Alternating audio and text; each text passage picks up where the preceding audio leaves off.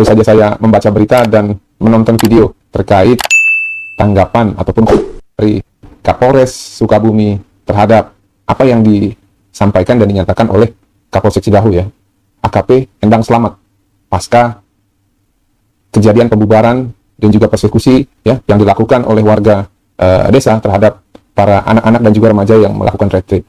Saya akan bacakan beritanya teman-teman. Berita ini dari Tempo.co. Tanggapan Kapolres Sukabumi.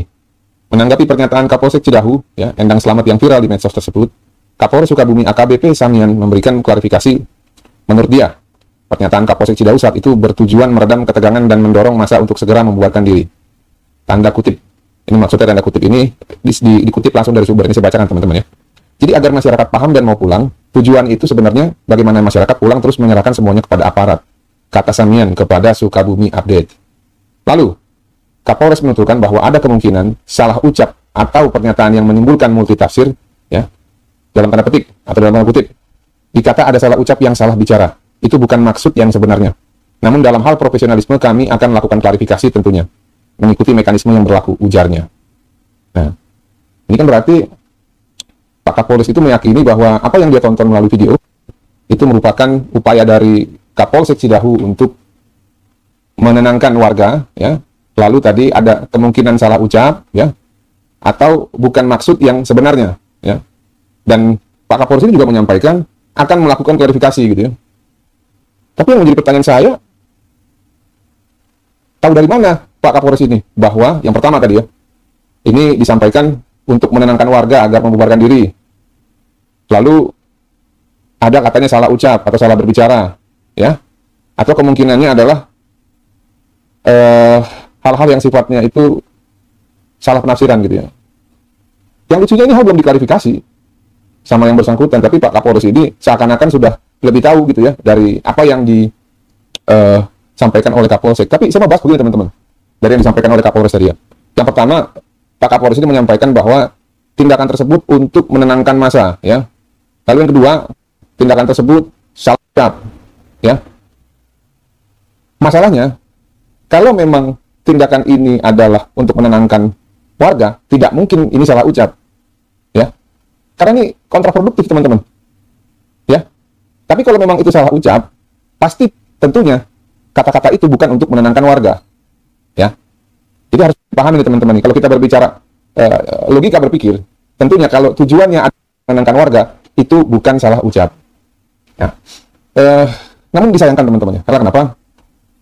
Saya pernah bahas di video sebelumnya ya, bahwa di dalam peraturan Polri ya, nomor 7 tahun 2022 ya, setiap pejabat Polri dan anggota Polri itu wajib ya dalam etika kemasyarakatan, dalam etika kelembagaan ya, itu wajib menjunjung tinggi HAM, perlindungan dan juga halnya asasi manusia. Dan apa yang dilakukan oleh Pak Kapolsek itu jauh sekali dari nilai-nilai yang standarnya itu harusnya menerapkan HAM. Lalu yang berikutnya, ya, tadi selain belum diklarifikasi ya, kita itu tidak bisa melihat satu tindakan ya yang sudah terjadi hanya dari mungkin ya pembelaan dari orang yang bersangkutan gitu ya. Seperti contoh begini, saya akan kasih analogi begini teman-teman. Ada orang yang tertangkap tangan mencuri, ya. Nah, karena dia tertangkap tangan mencuri, ya, dia bilang bahwa saya mencuri ini untuk saya bagikan kepada anak yatim piatu, ya. Tapi ini case-nya dia ngaku karena dia ketangkap, ya. Apakah seseorang ataupun masyarakat harus mempercayai apa yang dikatakan oleh si pencuri ini? Karena untuk mengetahui niat seseorang, ya, tidak bisa berdasarkan pengakuan pelaku. Makanya di dalam tindak pidana ya teman-teman, ini prinsip tindak pidana ya, hukum acara pidana.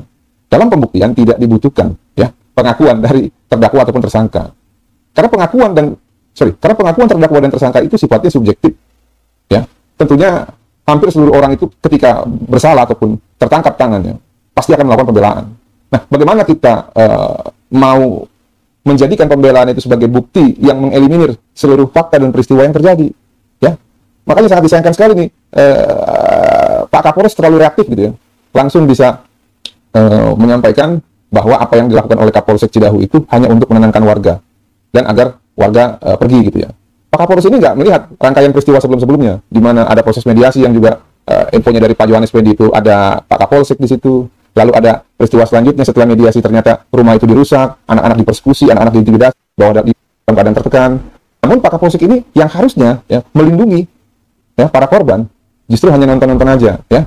Dan setelah kejadian ya malah maju ke depan seperti yang Bapak bilang tadi, saya akan menenangkan warga. Namun Pak Kapolres lupa. Setelah dia menyampaikan bahwa akan menutup tempat itu atas nama undang-undang, ada kata-kata yang lain lagi yang disampaikan oleh Pak Kapolsek ini. Apa itu? Dia bilang rumah tidak salah, namun ya mereka melakukan kegiatan di luar kegiatan ibadah kita gitu ya, atau iman kita gitu. Pendatang beragama Kristen di Kota Malang. Mereka nggak dapat kosan karena banyak kosan yang cuma boleh dihuni Muslim aja. Cerita menyedihkan ini disuarain akun Instagram @harrycahyono pada 10 Juli lalu. Harry adalah profesional penulis buku dan kolumnis Kompas. Harry memposting screenshot pesan yang diterima akun @katolik_lucu. Dalam screenshot itu terbaca curhat seseorang ke akun itu. Halo Minka, mohon bantuannya dari umatmu di st.x. Apakah ada followermu yang punya info kos-kosan putra sekitar kampus Brawijaya Malang? Tulis orang itu. Dari kemarin ketemu kos-kosan selalu ditulis hanya kos muslim atau kos muslim. Kalau modelan begitu bukannya diskriminatif ya? Sekalian saja saya cari apakah followersmu ada info kosan Kristen di sekitaran Brawijaya. Terima infonya Min, berkah dalam. Harry mengaku kos-kosan eksklusif muslim di Kota Malang semakin merebak. Bahkan udah menjangkau kampus-kampus besar, diantaranya Universitas Brawijaya. Ini berbeda banget sama pengalaman Harry waktu masih tinggal di Kota Malang ketika jadi dosen freelance di beberapa kampus, termasuk di Universitas Muhammadiyah Malang atau UMM. Dia bilang semua mahasiswa UMM dan rekan pengajar sangat respect sama dia. Padahal nih dia satu-satunya dosen yang non-muslim. Mereka hangat, plural, dan terbuka. Itu bikin Harry terharu. Harry cerita rumahnya selalu penuh dikunjungi para mahasiswa, bahkan banyak yang berjilbab setiap Natal. Jujur saya mencintai mereka, dan wajah Malang, kota tercinta saya waktu itu penuh warna, relatif plural katanya. Kenangan waktu itu adalah salah satu bekal batin terindah yang saya bingkai dengan baik dalam hidup saya sampai saat ini tambahnya. Entahlah mau jadi apa negeri ini, jika ruang hidup pun disekat dan dikapling oleh iman, tutupnya. Kalau dilacak, yang bersuara soal diskriminasi terkait kos ini bukan cuma Harry. Mahasiswa UGM Pius Katon Jatmiko dan Lely Agustina pernah mengeluhkan hal serupa dan dimuat dalam situs LBH Yogyakarta pada 2022. Menurut Pius dan Lely, kosan khusus muslim atau muslimah banyak ditemukan di kota Yogyakarta. Menurut mereka, ini ironis mengingat Yogyakarta dikenal sebagai kota pelajar. Yogyakarta juga dikenal sebagai kota yang plural yang dihuni nggak cuma satu kelompok yang membutuhkan tempat tinggal sementara. Pemilik indekos berpendapat bahwa keamanan dan kenyamanan akan lebih terjamin apabila penghuninya muslim saja, tulis Pius dan Lely. Selain itu mereka juga berpandangan bahwa kos muslim dapat mencegah pergaulan bebas yang tumbuh di tengah mahasiswa, tambahnya. Dengan kata lain, pemilik indekos punya prasangka buruk kepada penghuni indekosnya yang beragama lain. Apa yang terjadi di Kota Malang dan di Kota Yogyakarta soal kosan khusus muslim-muslimah ini harus jadi perhatian kita bersama. Hanya karena bukan muslim, para mahasiswa pendatang yang non-muslim sampai sulit mendapat kosan di sekitar kampus. Mereka mengalami eksklusi dan diskriminasi hanya karena agama yang dianut. Mereka jadi korban prasangka buruk berbasis agama. Mereka dianggap berbahaya bagi keamanan dan kenyamanan kosan. Mereka juga dianggap identik dengan pergaulan bebas. Padahal, setiap orang, apapun agamanya, berhak mendapatkan tempat tinggal yang layak, termasuk tempat tinggal sementara. Ini dijamin konstitusi kita dan Undang-Undang Hak Asasi Manusia tahun 1999. Apalagi Malang dan Yogyakarta adalah kota yang beragam secara agama, etnis, dan budaya. Karena itu udah pasti nggak cuma kelompok tertentu aja yang membutuhkan tempat tinggal sementara. Kasus eksklusi dan diskriminasi berbasis agama di Kota Malang dan Yogyakarta ini nggak bisa ditoleransi. Jika dibiarkan, kecenderungan ini akan mengikis hak-hak minoritas secara diam-diam. Pada gilirannya, ruang publik yang inklusif sebagaimana cita-cita konstitusi akan terancam. Pemilik indekos mungkin akan berdalih, aturan soal kosan khusus muslim-muslimah itu masuk wilayah privat. Menurut mereka, apa masalahnya? Memang, properti dan aturan tentang indekos itu masuk wilayah privat. Tapi, kalau wilayah privat berdampak pada pelanggaran konstitusi dan hukum, publik yang tercerahkan berhak bersuara, dan negara seharusnya bertindak. Kalau di kota Anda ada juga kasus seperti ini, jangan diam ya. Yuk, rawat terus semangat toleransi di Indonesia. Nah, lokasi rumah Tuhan mau dibangun tuh, anjing Pak RT-nya tuh, kimak dia. Jak petinju Pak RT tuh, ketemu aku, Laden dia tuh. Orang-orangnya. Nggak bang ngomong besar, si nyata. Ya betul bang. Saya berau. Saya bera, tapi palat Pak RT gua anjing. Namparnya dan. Adil Kak Talino, Bacu Ramin Kasaruga, pasengan Kak Jubata. Harus. Kita bersyukur punya bupati di Tugu Raya, respect terhadap ini. Jadi pada hari ini, bupati akan menindaklanjuti dari awal sampai akhir bahwa pembangunan gereja di daerah Singapura akan berjalan dengan lancar. Jadi untuk teman-teman daerah, dengan mendengar informasi ini, jangan lagi merasa gundah, ya. Bahwa kita percaya kepada bupati kita dan pada wakil Bupati Pak Supriyanto.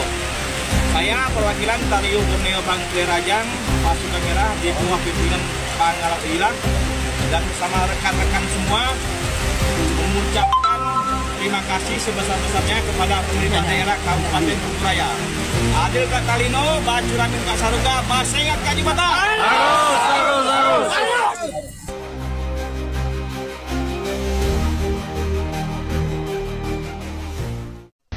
Selama saya masih bupati dan Pak Sukir sebagai wakil bupati, kami tidak akan berikan ruang sejengkal pun kepada kelompok-kelompok intoleran, kepada kelompok-kelompok yang anti toleransi. Ini sudah jelas. Kembali ke persoalan ini, kebetulan saya dengan Bapak Antonius dan beberapa teman semuanya hari ini hadir di sini. Saya sudah bisa mendengarkan tadi dari Pak Kades dan jajarannya. Kemudian sudah kami tampung. Kemudian kita juga mendengarkan dari pihak gereja. Memang sebenarnya yang membuat kadang-kadang polemik adalah berkaitan dengan SK bersama Menteri Dalam Negeri dan Menteri Agama. Itu yang kadang-kadang disalahgunakan oleh oknum-oknum yang memang kelompok-kelompok intoleran. Betul nggak Pak Antonius? Sebenarnya masalah beribadah ini sudah jelas di konstitusi. Di Undang-Undang Dasar Negara Republik Indonesia disebutkan bahwa setiap warga negara itu berhak untuk memeluk agama dan kepercayaannya masing-masing. Jangankan agama, kepercayaan saja itu dilindungi oleh konstitusi, Pak Antonius. Ya. Betul nggak? Betul. Itu loh. Betul, Pak. Kemudian juga dijamin tentang peribadatan, bahwasanya negara menjamin kepada setiap umat untuk melakukan peribadatannya secara tenang, tentram, dan damai. Lah kalau sekarang ingin beribadah tenang, tentram, damai, tentunya harus di rumah ibadah. Ini yang mesti saya luruskan. Makanya saya akan ambil suatu kebijakan bersama Pak Wabub. Pertama, kami mohon kepada Pak Kades untuk segera melakukan konsolidasi, memberikan pemahaman kepada masyarakat tentang penolakan itu sebaiknya tidak dilakukan. Dan kemudian saya bersama Pak Kapolres, Forkopimda yang lainnya, Pak Wabub, teman-teman DPRD akan mengawal ini supaya bisa berjalan pembangunannya. Kemudian saya minta tolong Pak Antonius tetap harus dipenuhi persyaratan-persyaratan yang diamanatkan oleh surat keputusan bersama Menteri Dalam Negeri dan Menteri Agama. Nanti Pak Kades tolong dibantu beliau untuk terpenuhinya itu. Saya yakin bisa kok, bisa. Dan itu saya yakin hanya segelintir orang. Percayalah, segelintir orang yang sebenarnya surat ini tidak harus keluar kemana-mana, tapi ada oknum yang sudah memviralkan. Tapi sekali lagi, saya bersama Pak Wabub, Forkopimda, teman-teman DPRD akan mengawal supaya ini pembangunan tetap harus berjalan sesuai rencana. Karena ada 1.000 lebih umat Katolik yang sekarang ada di Desa Kapur ini yang beribadah berpindah-pindah karena memang tidak ada tempat. Itu yang saya tangkap. Ini keren banget, sumpah. Dan saya tidak akan berikan ruang kepada siapapun yang anti toleransi. Berawal dari beredarnya surat yang ditulis oleh para RT dari Desa Kapur, Kabupaten Kuburaya, Kalimantan Barat, yang isinya menolak gereja Katolik Paroki Santo Agustinus di Desa Kapur mereka. Pak Sujiwo, Bupati Kuburaya, langsung gerak cepat. Ini sangat bertentangan dengan konstitusi. Forum RT Desa Kapur dan kepala desanya serta camatnya kami panggil. Pak Sujiwo juga berjanji akan kawal dan pembangunan gereja harus tetap berjalan. Saya bersama Pak Wabu, Forkopimda, teman-teman DPRD akan mengawal supaya ini pembangunan tetap harus berjalan. Pak Sujiwo, Anda keren, Pak. Pak Sujiwo berani hadir memastikan hak ibadah untuk umat minoritas. Salut, Pak. Anda adalah sosok pimpinan yang diperlukan bangsa saat Kristen fobia begitu marak di negeri ini. Semoga Pak Sujiwo bisa jadi suri toladan, bisa jadi contoh untuk pemimpin daerah lainnya. Sekali lagi, terima kasih, Pak. Ya, shalom teman-teman semua. Terima kasih buat teman-teman yang sudah menonton video ini dan juga para sahabat yang sudah mendukung video ini ya, channel ini. Biarlah ini tetap menjadi berkat bagi kita semua dan juga tetap menjadi pelajaran bagi kita semua. Karena kita lihat teman-teman, kasus intoleran di negeri kita ini sudah tidak bisa terhitung lagi. Hampir di berbagai wilayah di Indonesia itu terjadi yang namanya tindakan intoleran terhadap kaum minoritas khususnya umat Kristiani, baik itu yang Kristen Protestan maupun Katolik. Karena kita lihat bagaimana yang terjadi di Cidahu teman-teman ya, dan apa yang kita tonton tadi dari awal video terkait tanggapan atau respon dari pengacara atau kuasa hukum dari korban Cidahu teman-temannya, dan dia mencoba menanggapi Kapolres terkait pernyataannya seolah-olah ada pembelaan terhadap Kapolsek teman-temannya yang diduga Kapolsek ini sebagai provokator sehingga terjadinya pengerusakan di Cidahu. Nah teman-teman, ini yang sering terjadi di negara kita ini, selalu ada pembelaan apabila anggota mereka itu salah teman-teman atau melanggar hukum, dan mereka berusaha untuk menyederhanakan kasus itu seolah-olah simple teman-teman, seolah-olah hal yang wajar, seolah-olah itu tidak ada masalah, dan itu hanya main kata-kata saja teman-teman ya, seperti yang disampaikan oleh Kapolres itu. Sebenarnya Kapolseknya hanya menenangkan warga. Nah, disimpelkan, disederhanakan. Dia tidak tahu bagaimana efek atau peristiwa yang terjadi itu akibat dari statement Kapolsek itu sendiri. Nah, ketika dia mengatakan bahwa seharusnya villa itu tidak boleh digunakan untuk kegiatan keagamaan di luar agama kita. Nah, itu sudah ngeri sekali kalau Kapolseknya mengeluarkan statement seperti itu teman-temannya. Artinya Kapolseknya memang tidak mengerti undang-undang atau memang tidak mengerti yang namanya Pancasila dan serta butir-butirnya. Nah teman-teman, ini yang memang kita sesalkan teman-teman ya. Bukannya mereka menindak tegas bawahan mereka kalau mereka melanggar hukum, tetapi justru mereka berusaha menyederhanakan kesalahan itu. Kesalahan yang dilakukan oleh bawahan mereka. Nah, kiranya ya benar-benar diperhatikan ini oleh pemerintah, khususnya entah Polda atau Polri, ini benar-benar memberikan perhatian yang serius loh.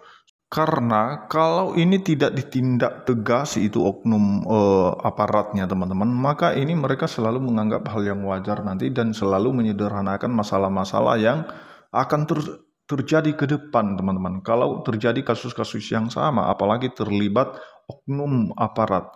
Nah, jadi ini perlu diperhatikan ya, khususnya permohonan kita, harapan kita kepada Polri untuk bisa tetap menindak tegas dan diproses secara hukum. Karena ini luar biasa kejadian yang terjadi di Cidahu itu. Karena itu bukan kejadian yang sewajarnya terjadi, tetapi itu sudah benar-benar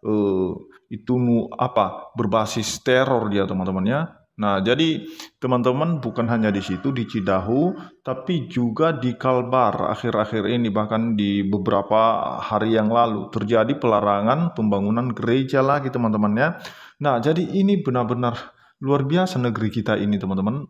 Dan Menteri Agama pun tidak memberikan satu tanggapan pun terkait peristiwa yang sudah sangat viral. Kita tidak tahu apakah dia benar-benar tidak bermain sosmed teman-temannya, atau memang tidak muncul di berandan akun-akun media sosialnya peristiwa-peristiwa intoleran ini teman-temannya. Nah, jadi sejauh ini kita tidak mendengarkan respon atau tanggapan dari Menteri Agama khususnya, dan memang kita tidak bisa berharap dengan itu. Nah, karena memang tidak bisa kerja menurut saya, tidak bisa bekerja dan tidak bisa menangani masalah-masalah yang terjadi.